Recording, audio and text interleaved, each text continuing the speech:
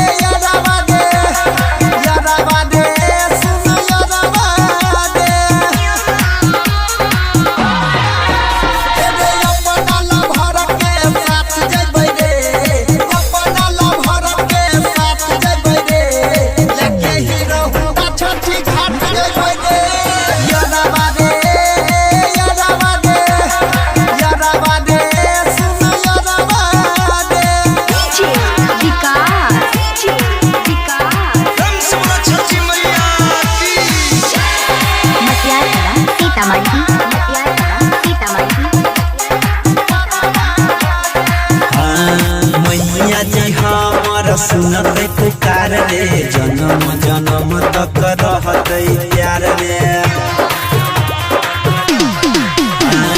मैया जी हमर सुनत पुकार रे जन्म जन्म तक रहते प्यार रे। मैया के चरनिया में माथ देबै रे लेके ही रहू छठी घाट जेबै रे। यादवा दे यादवा दे यादवा दे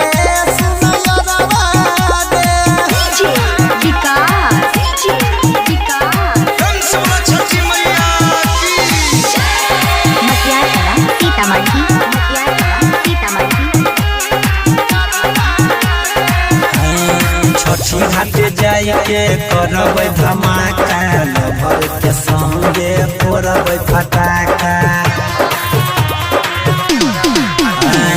छठी घाटे जाइके करबै धमाका लभर के संगे फोड़बै फटाका।